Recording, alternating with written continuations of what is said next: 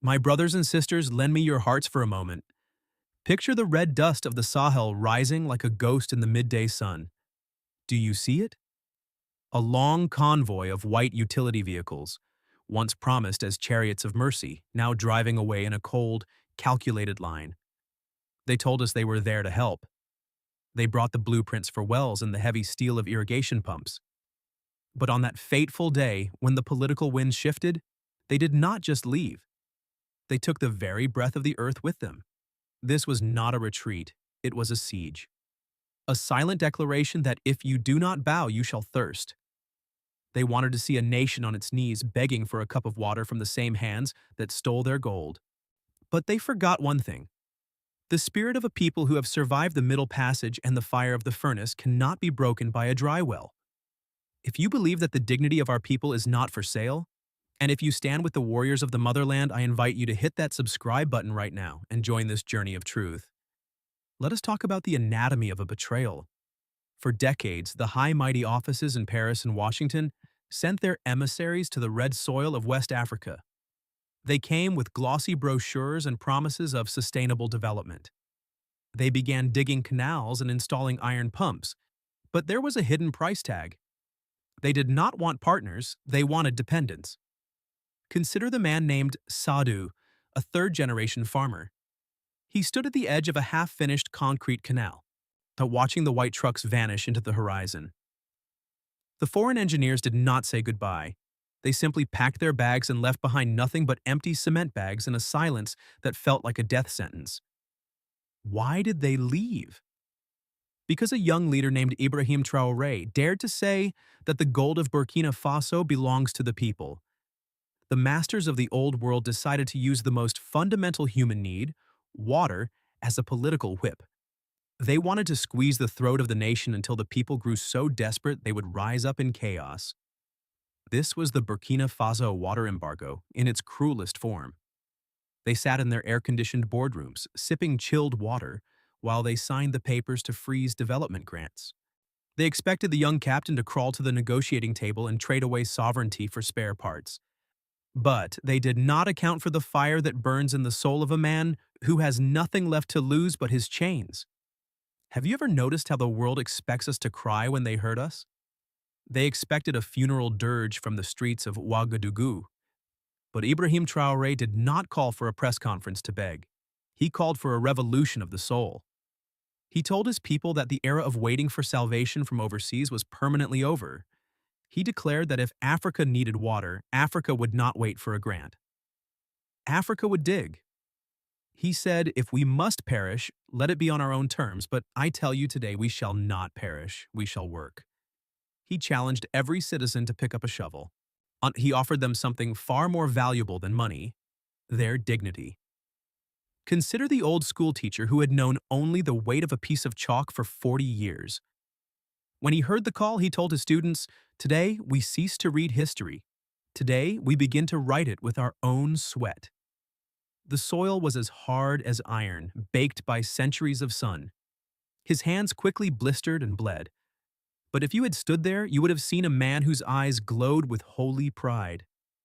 The rhythmic sound of iron striking the hard earth began to echo across the country. It was a unified heartbeat. This was a nation deciding that their thirst would not be used as leverage against their sovereignty. Can you see the clouds gathering? For months, the only thing that fell was the salty sweat of a nation's brow. But there is a sacred law. What you sow in tears and toil, you shall reap in joy. The turning point arrived when the first heavy drops of the rainy season began to dance upon the dust. In years past, these rains were a fleeting blessing that disappeared into the sand. But not this year. The people had prepared a vessel for the blessing. Sadhu stood at the edge of the canal he had helped dig. The water did not run away. It flowed with a purposeful roar into the newly carved channels. It was not just water filling those basins. It was the liquid gold of self-reliance. The visual transformation was a miracle. Within weeks, the cracked desert began to blush with emerald green. Fields written off as dead were suddenly teeming with life. Maize, millet, and vegetables pushed through the soil, and fed by water that did not cost a single cent in foreign aid. Sadhu tasted the sweetness of a harvest that belonged entirely to his people. The psychological chains of dependency were being shattered. Children who used to walk miles for muddy water are now in classrooms. They see their fathers not as victims, but as architects of a new world. In the gilded corridors of Washington and Paris, a frantic panic has replaced cold arrogance. They expected a collapse. They received a masterclass in defiance. Ibrahim Traoré turned the water embargo into a catalyst for national unity. He exposed the ultimate weakness of the neo-colonial system. Their primary weapon, the threat of economic isolation, is losing its power. If an African nation no longer fears the departure of a foreign NGO, what leverage do the masters have left? The terror in the West is about the contagion of self-reliance. They see the alliance of Sahel states standing together as a coalition of economic sovereignty. The foundation of the old world order is trembling. We are standing at the dawn of a new creation. For centuries, the enemy tried to steal our belief in ourselves. But look at the red earth today. It is blooming. It was watered by the sovereign will of a united people. The road ahead is not paved with easy stones. The powers that profited from a dependent Africa will not sit quietly, but they are fighting a ghost of the past.